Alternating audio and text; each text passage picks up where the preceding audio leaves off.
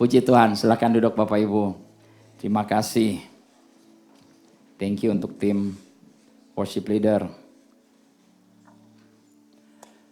Puji Tuhan. Ini suasananya suasana liburan. Haleluya ya. Sebagian dari kita mungkin masih ada yang di luar kota, masih bepergian.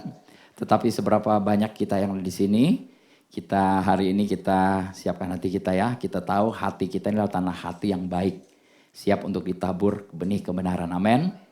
Sebelumnya saya mau tanya apa kabarnya? Yes, haleluya. Puji Tuhan, I'm blessed, you are blessed ya. Di sini di TLW kita tahu bahwa kita adalah orang-orang yang diberkati, amin. Ya, dan hari ini saya akan sampaikan satu kebenaran firman Tuhan. Kita ada di dalam, masih dalam Efesus 4 ayat 15, bicara soal apa?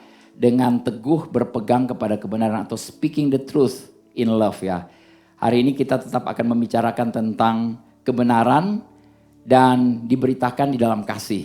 Dan kita sampai pada bulan-bulan di mana kita memberitakan tentang kemakmuran, kelimpahan, tentang keuangan. Ini hal yang paling menarik dan banyak disalahartikan oleh orang-orang. Mungkin ada beberapa juga yang terlalu ekstrim menyampaikan sehingga ada orang-orang yang apa istilahnya ya, tidak suka ya.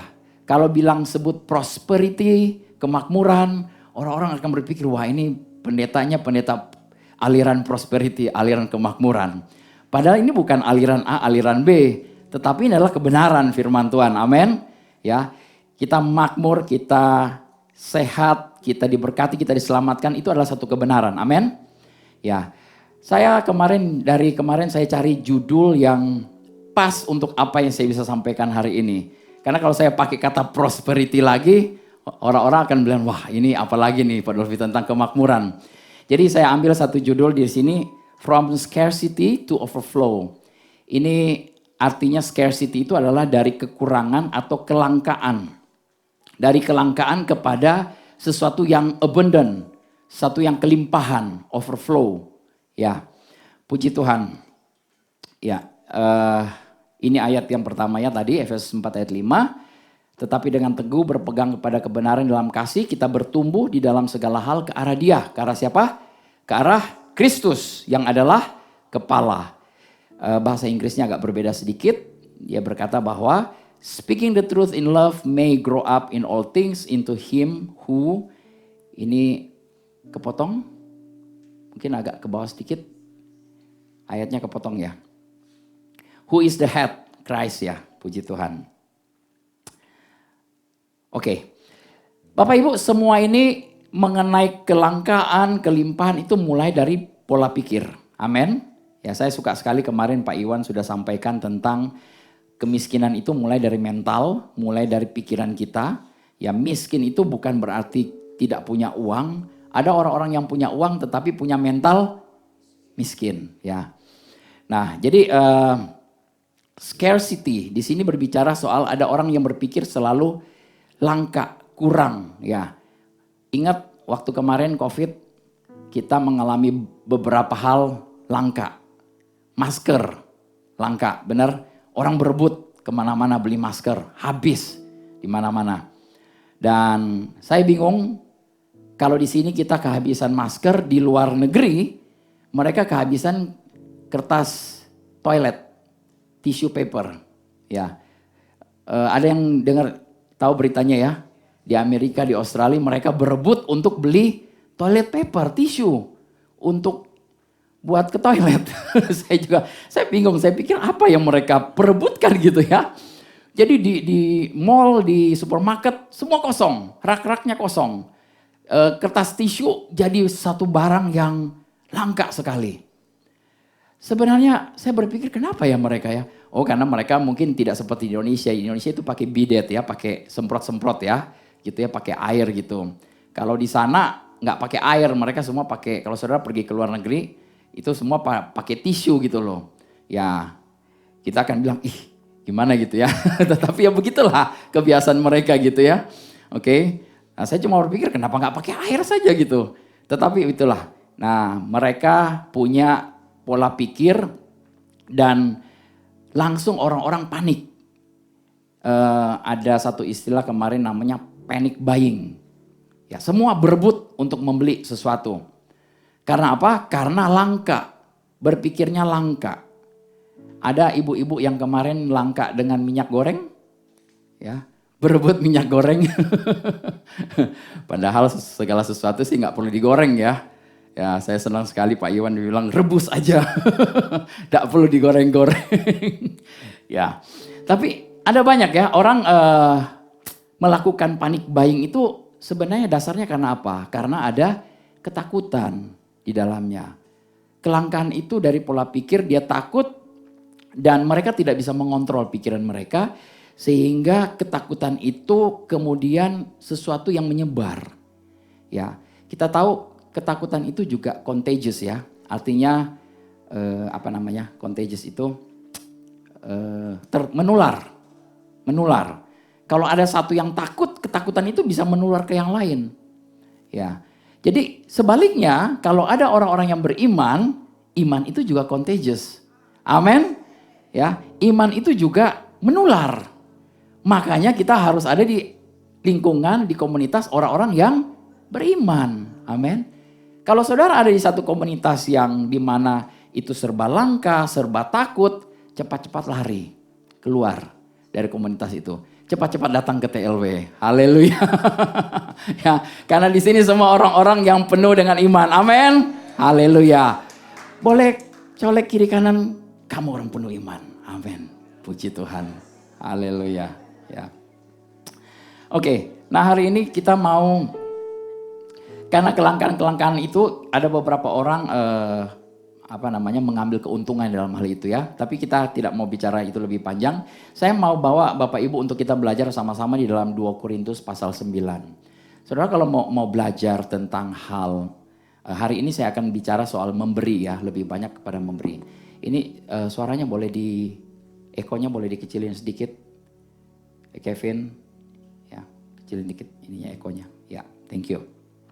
Oke, di 2 Korintus 9 ini adalah pasal yang luar biasa yang berbicara soal memberi. Nah, kita mulai baca ya, Bapak Ibu, perhatikan di sini baik-baik. Saya akan baca, kita baca sama-sama nih ya. Ini 2 Korintus 9 ayat 6 sampai 11 ya.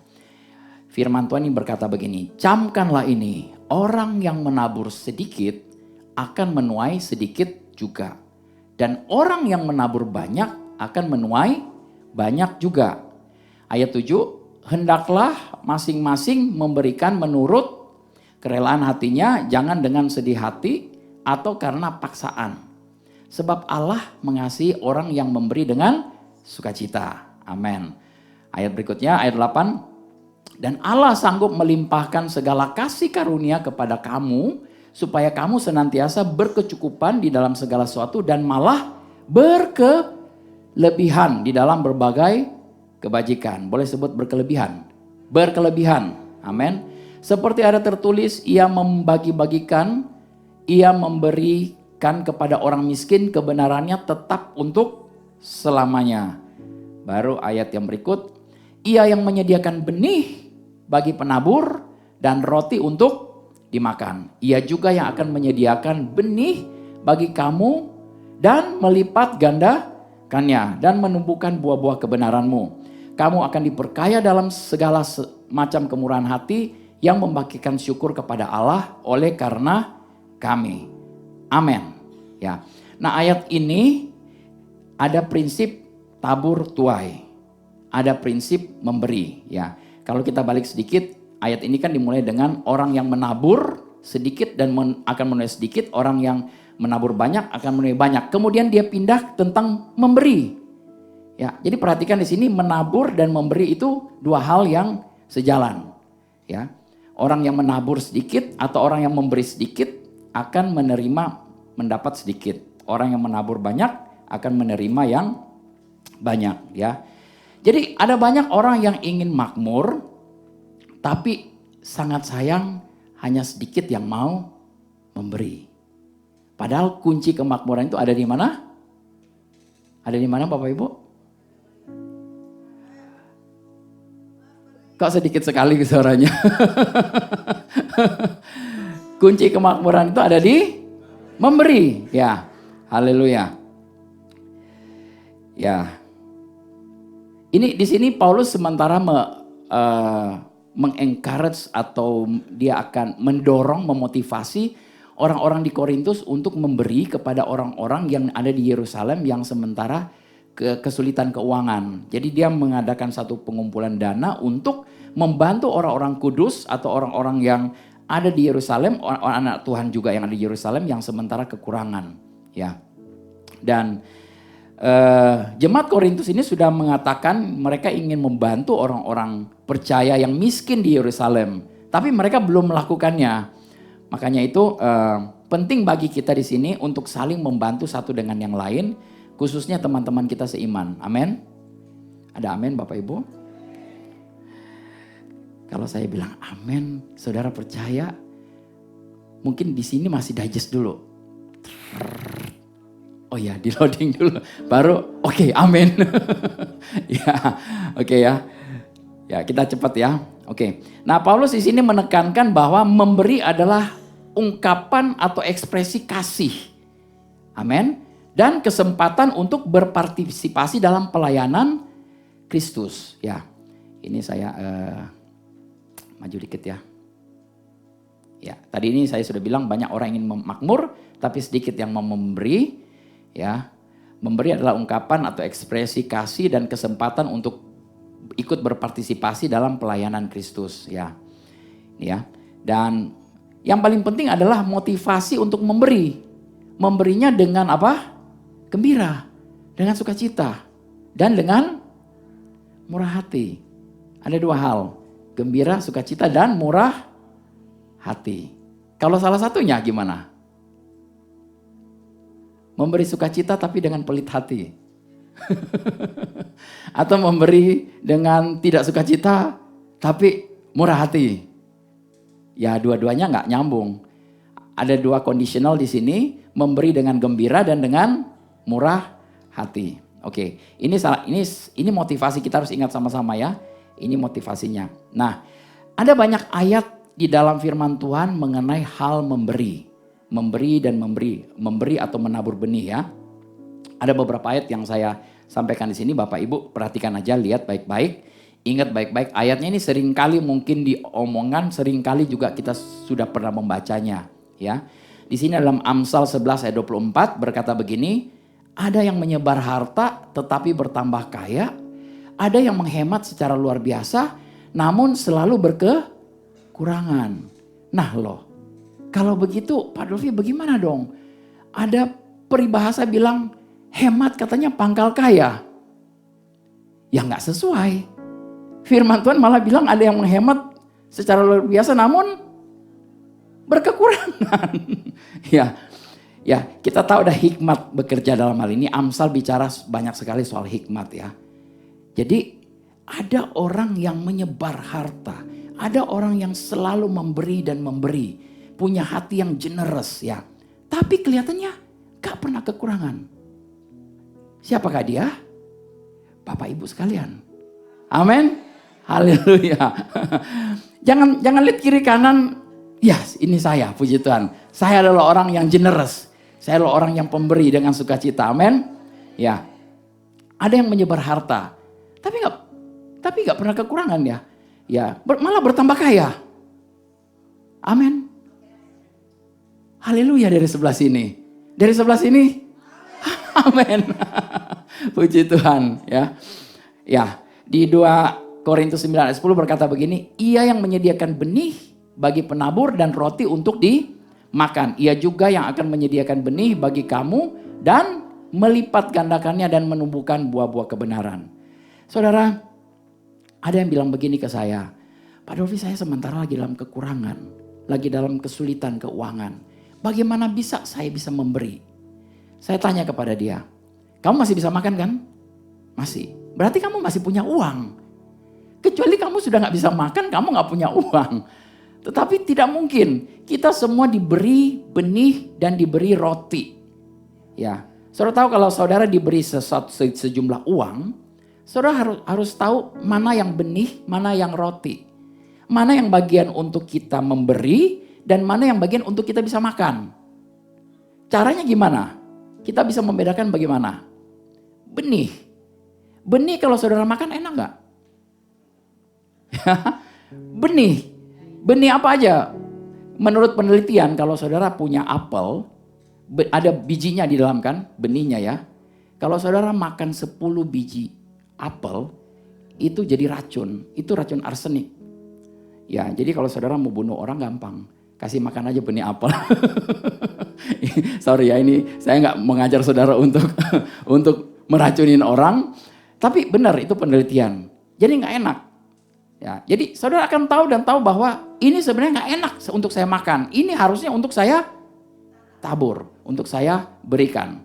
Ya, ada bagian roti yang kita makan. Roti kita makan enak nggak? Ya enak. Ya, tapi roti kalau kita lempar, kita buang, kita tabur, percuma. Amin. Itu nggak ada gunanya. Kenapa? Karena itu memang bagian untuk kita bisa nikmati, makan. Ya, oke. Ayat berikutnya, Galatia 6 ayat 7 sampai 8. Jangan sesat, Allah tidak membiarkan dirinya dipermainkan. Karena apa yang ditabur orang, itu juga yang akan dituainya. Sebab barang siapa menabur dalam dagingnya, ia akan menuai kebinasaan dari dagingnya. Tetapi barang siapa menabur dalam roh, ia akan menuai juga yang kekal dari roh itu. Amin. Nah di sini ada hukum Allah, apapun yang kita tabur, itu pasti kita akan tuai. Amin. Ya kalau saudara menabur uang, ya pasti saudara akan menuai uang. Ini satu hukum rohani, terlepas dari berbagai interpretasinya, tetapi ini adalah satu kebenaran. Amin. Apa yang kita tabur itu pasti akan kita tuai, ya. Dan yang terakhir ini ayat di Lukas 6 ayat 38 berkata, berilah dan kamu akan diberi satu tekaran yang baik, yang dipadatkan, yang digoncangkan, dan yang tumpah ke luar akan dicurahkan ke dalam ribaanmu. Sebab ukuran yang kita pakai untuk mengukur itu akan diukurkan kepada kita. Haleluya. Nah, banyak orang yang menginginkan jumlah yang besar dari Tuhan, tetapi mereka tidak memberikan benih mereka untuk kepada Tuhan untuk menghasilkan tuaian, menghasilkan sesuatu.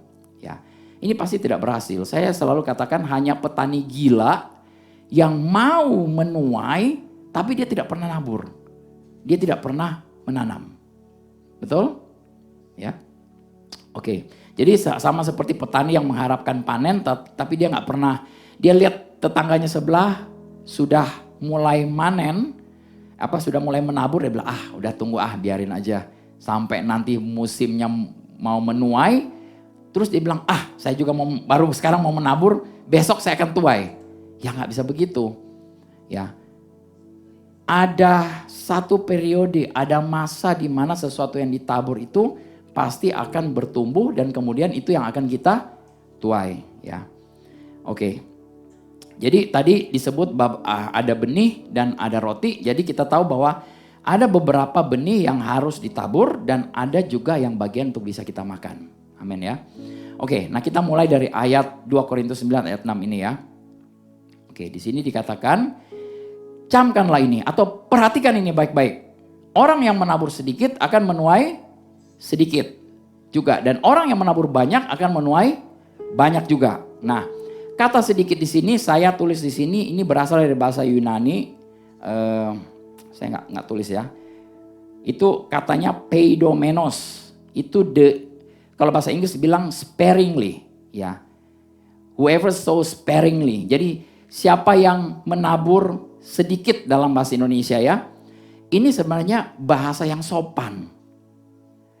Kalau bahasa aslinya bilang, tertulis itu siapa yang kikir, pelit, pedit, atau apalah namanya ya. Ya ini kalau bahasa Indonesia masih bilang siapa yang menabur sedikit. Ya saya bilang masih sopan. Tapi kalau di sini bilang orang yang menabur pelit, ya akan menuai kepelitannya itu sendiri. Amin? Gak ada amin di sini. Semua pada diam. Haleluya. Nah, menurut American Heritage Dictionary, Yang disebut pelit itu apa sih? Pelit itu memberi atau membelanjakan dengan enggan, reluctant. Bahasa Inggris bilang reluctant. Hatinya itu nggak rela. Ya, kenapa? Karena ya nggak mau, enggan. Terus yang kedua, istilah pelit ini sama juga dengan kikir atau selalu berpikir yang kecil-kecil. Selalu berpikir yang kurang-kurang. Selalu berpikir yang tidak cukup. Nah itu apa yang disebut sparingly atau sedikit atau pelit. Ya. Jadi kita tahu artinya yang namanya pelit itu ya semua mungkin di sini sudah ngerti tapi pura-pura nggak tahu. Tetapi kita tahu bahwa pelit itu adalah orang yang memberi sedikit, hatinya reluctant, hatinya menahan di sini ya. Nah, kalau kita memberikan sesuatu secara pelit, kita akan susah menemukan Tuhan yang Maha Pengasih. Amin. Kalau kita berpikir bahwa kita ini kurang, kita belum mengenal Tuhan kita yang sebenarnya. Amin. Ya. Nah, Tuhan tidak menilai dari pemberian kita berdasarkan ukuran uang. Ya, sekali lagi Tuhan tidak menilai pemberian kita berdasarkan ukuran uangnya. Hal ini kita boleh lihat di dalam Lukas 21, ya. Kalau Lukas 21 itu saudara baca ada tentang seorang wanita yang memberi 2 peser uangnya pada waktu itu. Tetapi itu seluruh penghasilan dia kasih. Nah, jadi Yesus katakan begini, lalu ia berkata, aku berkata kepadamu sesungguhnya janda miskin ini memberi lebih banyak daripada semua orang itu. Ya, semua orang datang, Yesus lagi duduk di rumah ibadat, ya. Dia ada di situ ada kotak persembahan. Ya. Rasanya sih kotak persembahan kita selalu ada di luar. Ya. Bukan ada di dalam. Mungkin sekali-sekali saya pikir leaders coba ya kita praktek ya, taruh di sini gitu ya, di depan. Terus saya nongkrongin gitu ya. Saya duduk di sini ya nongkrongin. Terus nggak pakai amplop. Ya. Terus saya mau lihat siapa yang kasih ratusan-ratusannya atau yang cuma puluhan-puluhan. Saudara kalau bayangkan, coba ya bayangkan ya, Yesus sementara duduk gitu loh, perhatiin siapa yang kasih nih, siapa yang kasih. Murid-muridnya juga perhatiin, ada yang kasih banyak, ada yang kasih sedikit gitu ya.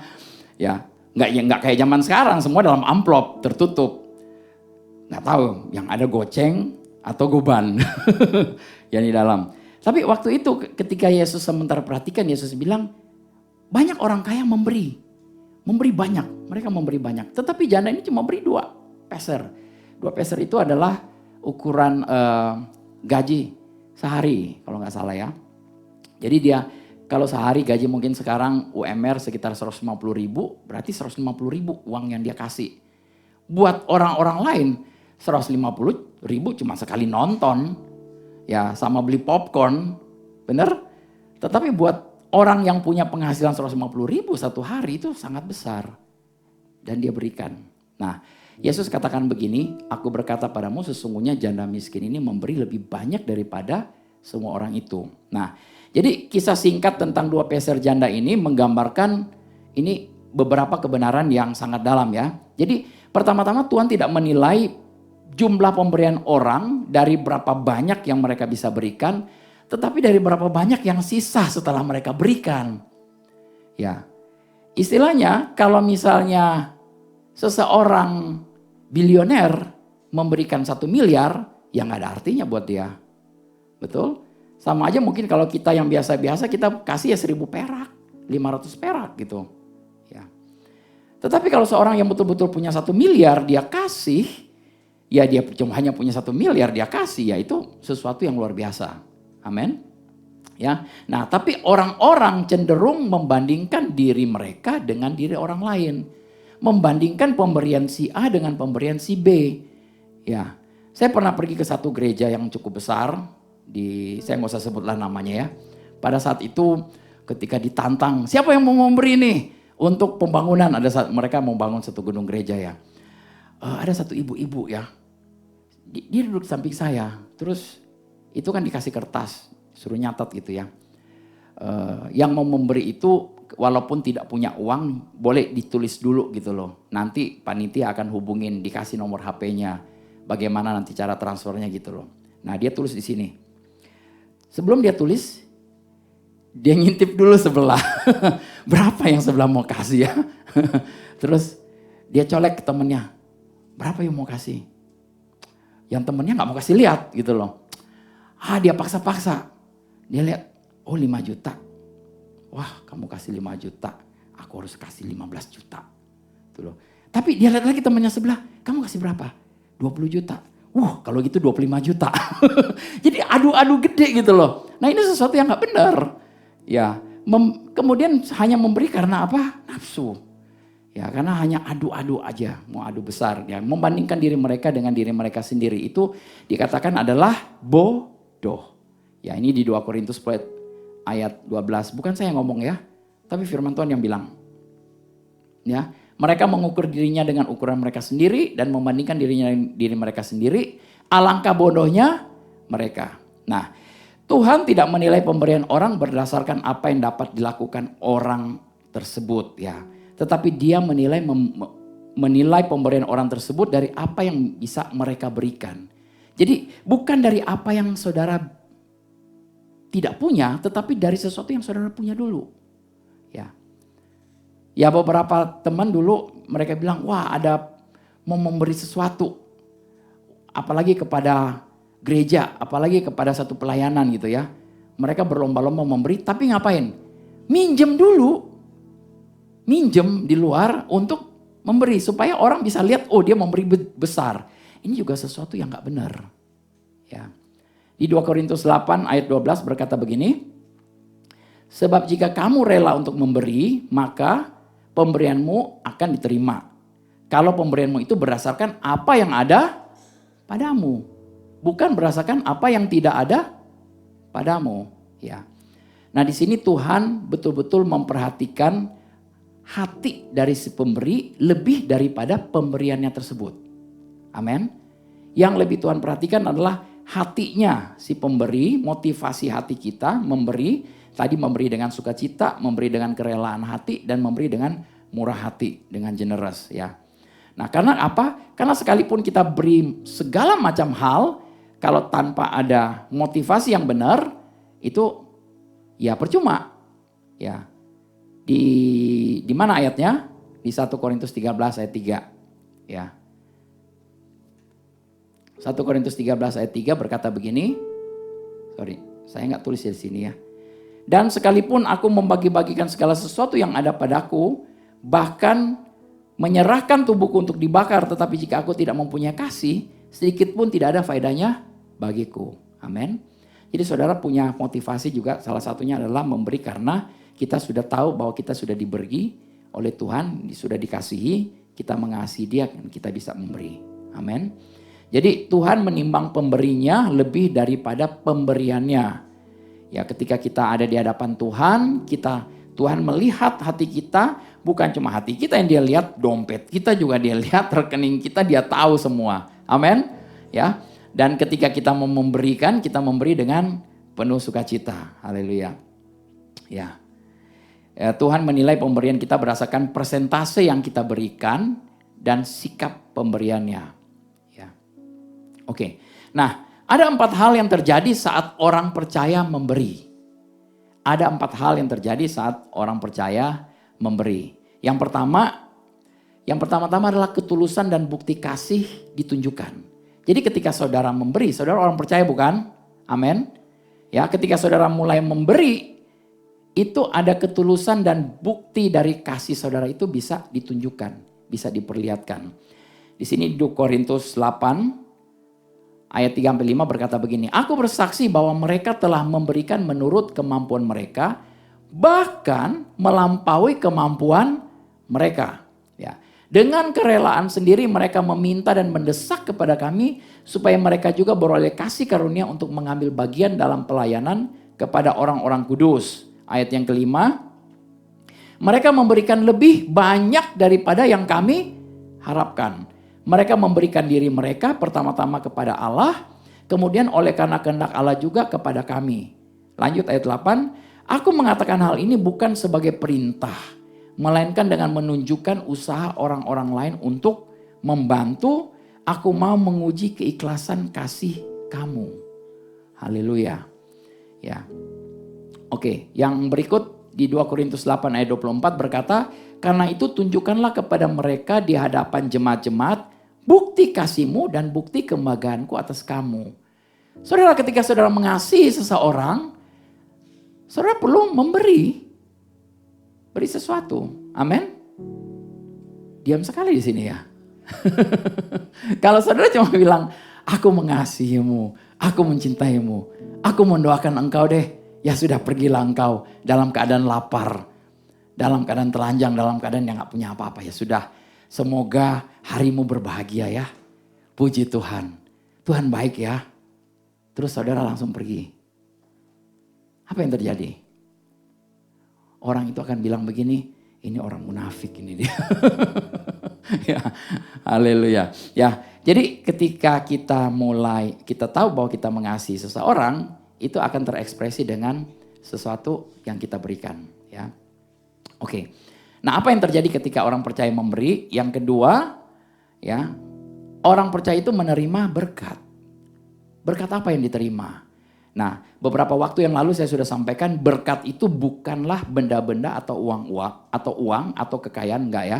Berkat itu adalah perkataan, perkenanan Tuhan, kebaikan Tuhan yang diperkatakan kepada kita. Amin. Ya, kebaikan Tuhan yang sudah diucapkan kepada kita itu adalah berkat. Itu bisa menghasilkan uang, bisa menghasilkan harta, bisa menghasilkan segala sesuatu. Tapi itu berkat itu bukan uang.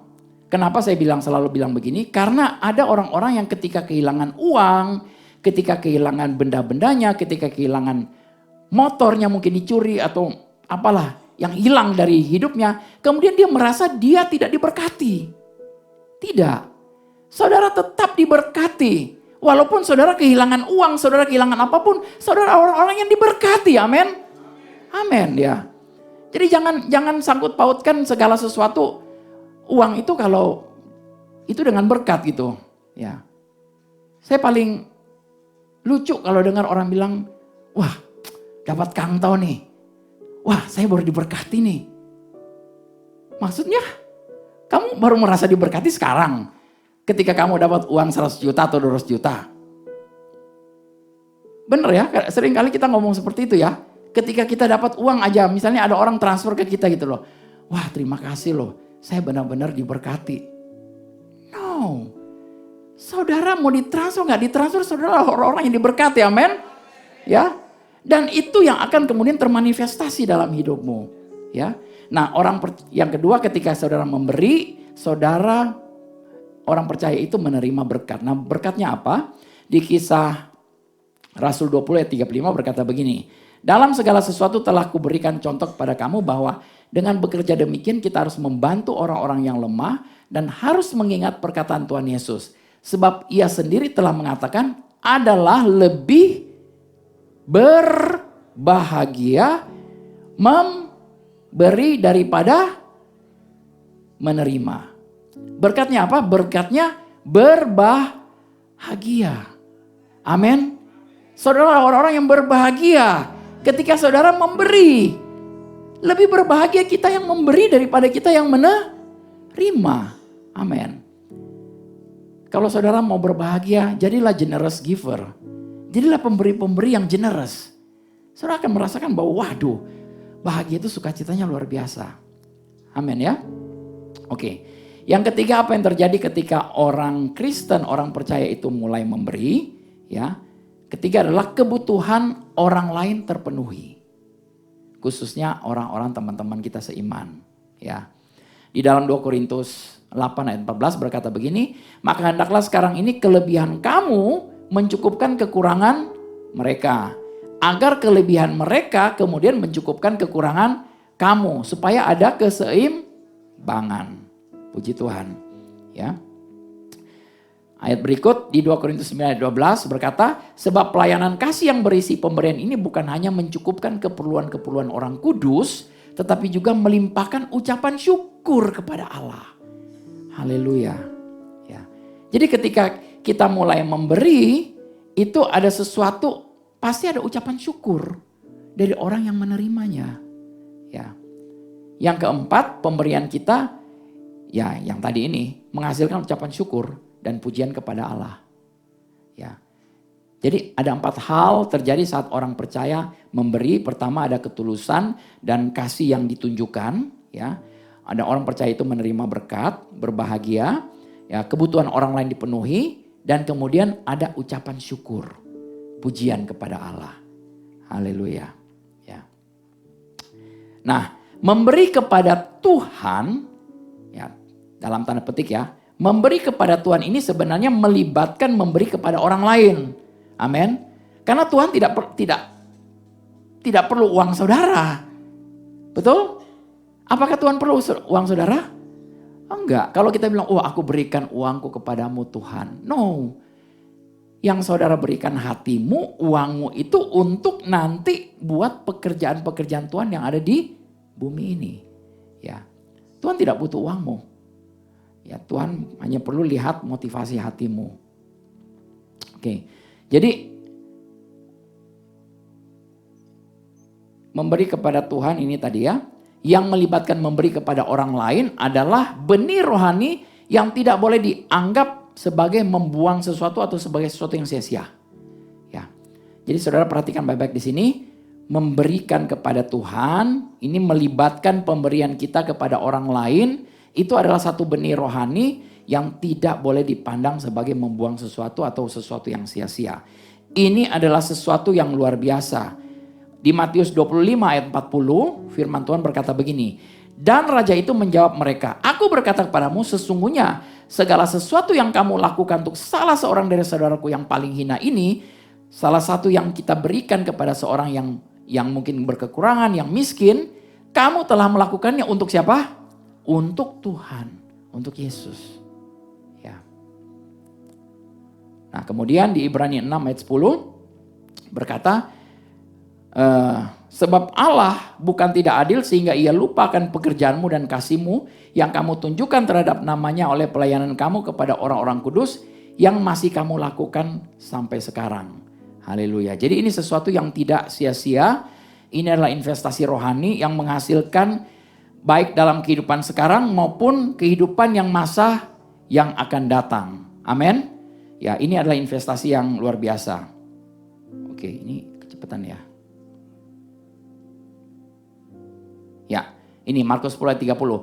Orang itu sekarang pada masa ini juga akan menerima kembali 100 kali lipat rumah, saudara laki-laki, saudara perempuan, ibu, anak, dan ladang, sekalipun disertai berbagai penganiayaan, dan pada zaman yang akan datang, ia akan menerima hidup yang kekal juga. Jadi dia menerima sekarang, dan dia juga menerima yang akan datang. Jadi ketika saudara memberi, saudara menerima yang sekarang hasilnya dan juga di masa yang akan datang. Amin. Ya. Tetapi ada syaratnya. Kalau kita tidak menjadi lemah. Ya. Di dalam Galatia 6 ayat 9 berkata begini. Mana ini ayatnya ya?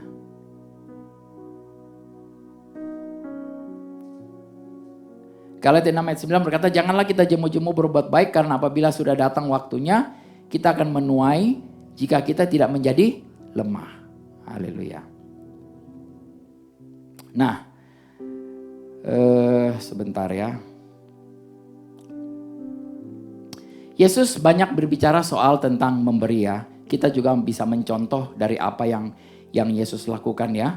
Dan tadi ada ayat berkata bahwa ada orang yang menyebar harta tetapi tetap malah bertambah kaya. Tapi ada yang menghemat secara luar biasa tapi selalu berkekurangan. Jadi generous heart, hati yang penuh dengan sukacita ketika kita mulai memberi, itu yang diinginkan Tuhan. Dan kita tahu bahwa hatinya kita ini kita dapat dari Bapa. Amin. Kita bisa memberi karena kita mencontoh Bapa kita. Ya. Allah kita adalah Allah yang memberi. Karena begitu besar kasih Allah akan dunia ini sehingga ia memberikan anaknya yang tunggal. Dia memberi contoh pertama-tama. Oke. Kita lanjut di ayat berikut. 2 Korintus 9 ayat 7. Mana ini? Ya, 2 Korintus 9 ayat 7 ya. Hendaklah masing-masing memberikan menurut kerelaan hatinya, jangan dengan sedih hati atau karena paksaan. Sebab Allah mengasihi orang yang memberi dengan sukacita. Nah, saudara perhatikan di sini ya. Ini so let each one give as he purposes in his heart. Ya. Bahasa Inggrisnya bilang purposes in his heart. Ada satu tujuan di dalam hatinya. Ya. Satu tujuan dalam hatinya itu di dalam bahasa Indonesia diterjemahkan menurut kerelaan hatinya. Jadi orang percaya memberi sesuatu dengan purpose in their heart. Ada kerelaan hati. Ya, bukan karena tekanan, bukan karena membanding-bandingkan, bukan karena firman Tuhan katakan di sini grudgingly, dengan ngomel-ngomel, dengan susah hati, dengan sedih hatinya atau karena paksaan ya. Nah, mereka yang memberi di bawah paksaan itu pasti tidak menyenangkan Tuhan. Ya, pemberian mereka ya terlepas dari berapa banyak orang memberi, terlepas dari berapa mewah orang itu memberi, tetapi kalau pemberian itu dia tidak diberikan dengan sukacita, dengan kerelaan hati, ya tidak akan membawa hasil. Jadi memberi dengan motif yang salah itu akan membatalkan pemberian, walaupun pemberian saudara itu banyak ya. Oke. Menurut di American Heritage Dictionary, kata sedih hati di sini memberikan jangan dengan sedih hati, di sini diartikan sebagai enggan untuk memberi atau mengakui. Jadi enggan, sedih, berat, pedih. Ya, jadi karena kalau kita memberi dengan sedih, sakit atau kesal atau menderita, ini bukanlah pemberian yang baik. Ya, ada dulu saya sering dengar ada orang berkata bahwa beri sampai kayaknya rasanya sakit. Beri sampai rasanya kita kayaknya nggak rela gitu loh. Itu bukan kebenaran Bapak Ibu. Ya. Kita jangan memberi sampai kita merasa sakit. Kalau kita sudah merasa sakit, stop. Jangan diberi, lebih baik jangan memberi. Amin. Ya. Ada orang bilang, ya kamu harus sacrifice, berkorban, harus rasa sakit di dalam dulu baru kamu bisa memberi. Firman Tuhan tidak bilang seperti itu. Ya kamu harus memberi dengan sukacita. Ukurannya adalah sukacita dengan gembira, rela hati. Ya. Nah, memberi dengan sedih hati itu sama juga dengan memberi tanpa iman. Ya. Kita memberi kalau dengan sedih, sudah dengan sakit, itu sama aja kita memberi tanpa iman. Ya. Nah, mungkin ada beberapa, saya mau sampaikan di sini saya pernah dengar ada satu orang bersaksi bahwa dia dituntun oleh Tuhan untuk memberi. Tapi kemudian dia tahan di hatinya. Ini pasti bukan dari Tuhan. Karena jumlahnya gede. Terus dia bilang,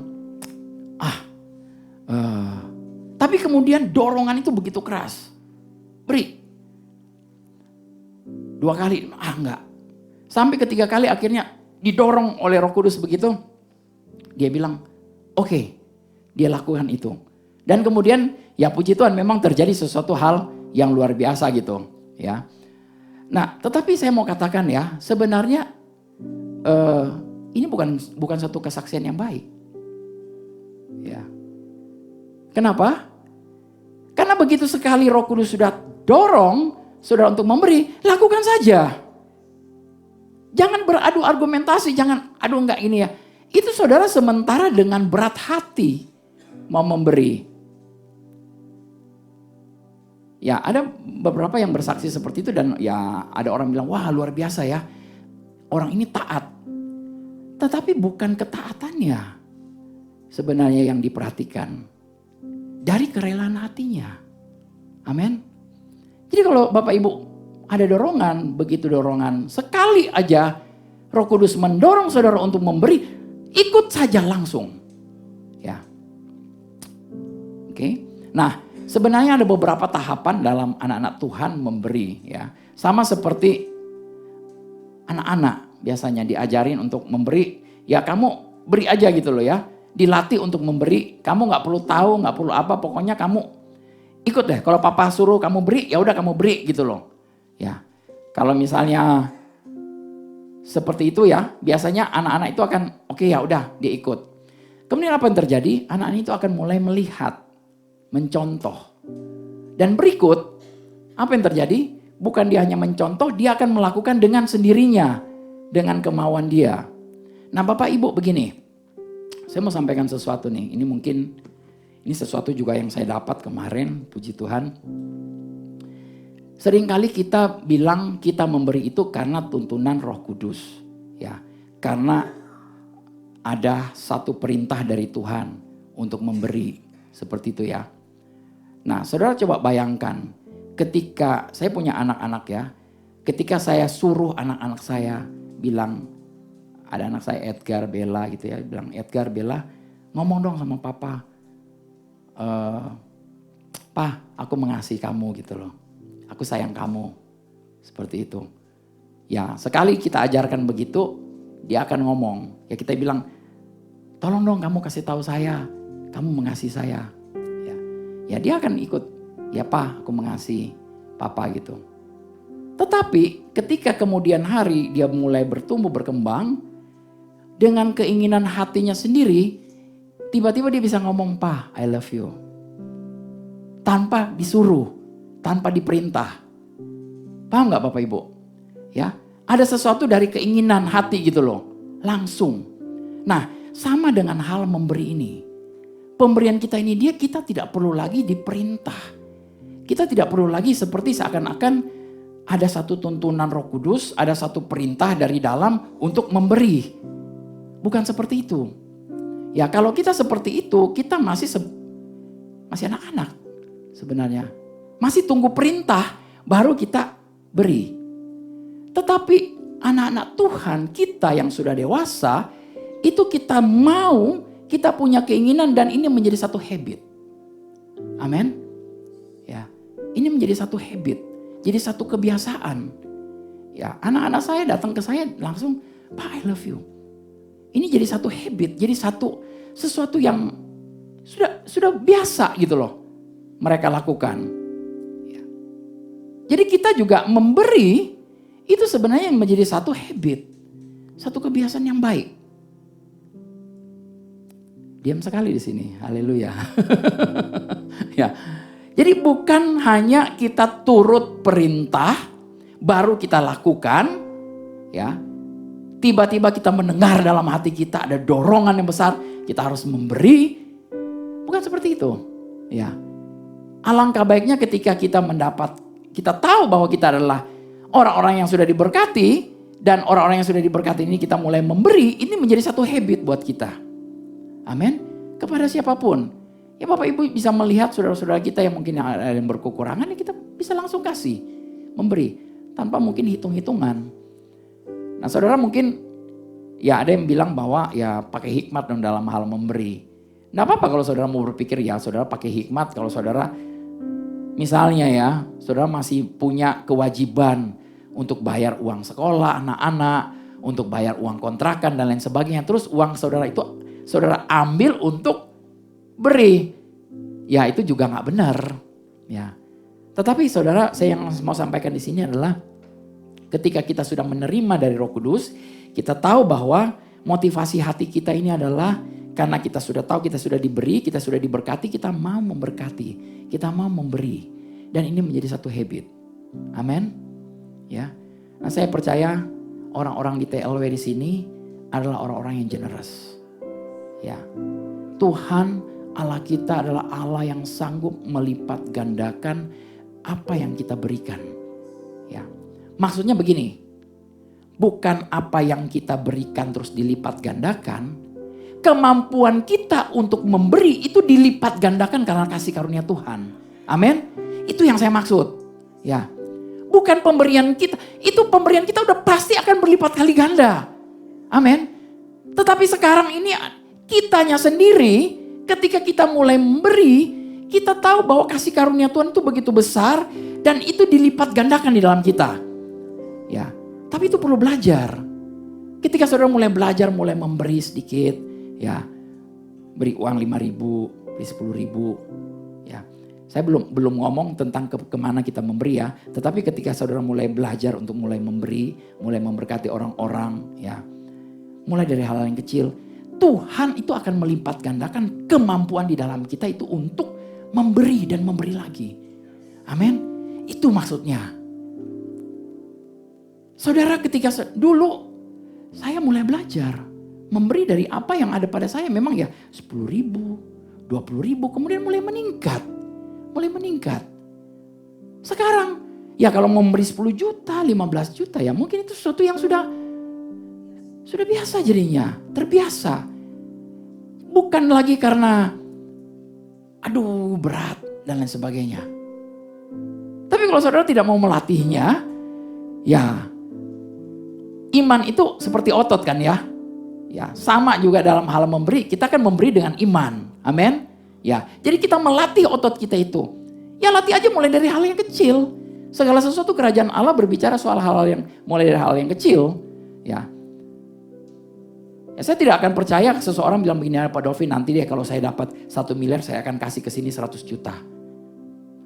Kalau dia punya 1 juta aja dia mau kasih 10.000 aja enggak. Benar? Ya. Jadi kita mulai belajar dari dalam hal-hal seperti ini ya. Dan saya sangat percaya Allah kita yang penuh kasih karunia itu melipat gandakan kemampuan kita untuk memberi. Hari ini kita percaya bahwa Tuhan terima kasih. Aku dilipat gandakan dalam hal memberi.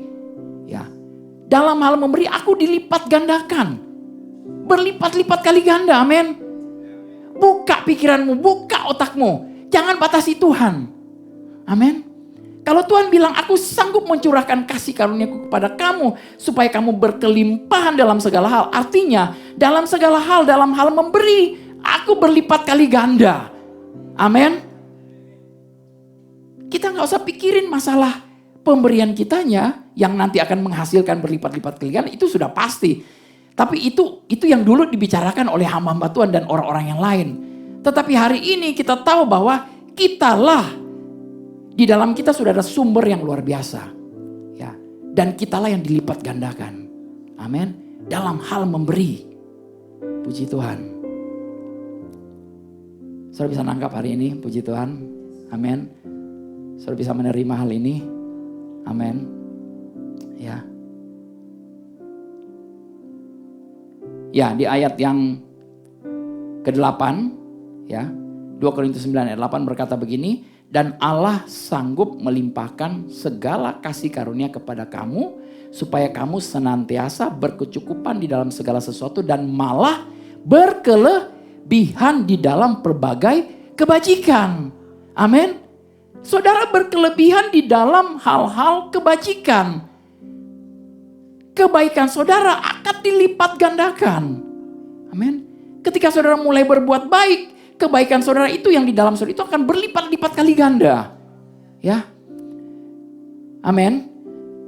Bisa terima ya ini ya. Haleluya ya. Saya melihat muka-muka orang yang penuh dengan sukacita di sini. Orang-orang yang siap memberi. Amin. Karena orang-orang kita di sini adalah orang-orang yang penuh dengan pelipat gandaan Tuhan. Ya. Berlipat ganda, kasih karunia Allah sanggup. Di sini bukan berkata bahwa Allah akan melimpahkan, tapi Allah sanggup melimpahkannya. Ya, dia bersedia, dia mau, dia sudah siap sedia. Sekarang tergantung kita percaya nggak? Kita ini adalah orang-orang yang berlipat kali ganda dalam hal memberi. Amin. Bukan hanya memberi sepeser 2 peser ya, bukan hanya memberi ya berapapun ukuran yang saudara pakai ya, itu akan dipakaikan kepada kita. Amin. Tetapi kemampuan di dalam kita ini akan Tuhan lipat gandakan. Ya, saya bersuka cita, saya dapat terima kebenaran ini, saya bilang Bapak terima kasih. Aku menjadi orang yang berlipat-lipat kali ganda untuk memberi. Kalau sekarang saya memberi 1 juta, saya bisa lipat gandakan jadi 2 juta. Ya, saya memberi 10 juta, saya bisa lipat gandakan jadi 20 juta. Bisa jadi 100 juta. Tidak ada perkara yang mustahil. Amin. Karena kita dilimpahkan, Allah melimpahkan kasih karunia kepada kita senantiasa. Kita adalah menjadi orang-orang yang pemberi, generous giver. Amin. Ya, boleh lihat kiri kanan, bilang kamu adalah generous giver. Ya, kamu akan memberi dengan berlipat kali ganda karena Tuhan mengaruniakan kasih karunia-Nya kepadamu untuk memberkati, memberi dengan berlipat kali lipat. Amin. Amin. Ya. Saat ini saudara jangan batasi Tuhan, jangan berpikir, aduh nanti Pak Dolfi kebutuhan saya masih banyak ini dan itu dan lain sebagainya. Tidak, kita diciptakan oleh Tuhan sama serupa dengan Dia, segambar dengan Bapa kita mencontoh Dia. Amin. Dia adalah Bapa yang pemberi, yang generous. Kita juga anak-anaknya adalah pemberi yang generous. Kita diberkati dengan segala berkat rohani dalam kerajaan sorga. Kita bisa memberi. Amin. Kenapa? Karena kita lebih dulu diberi.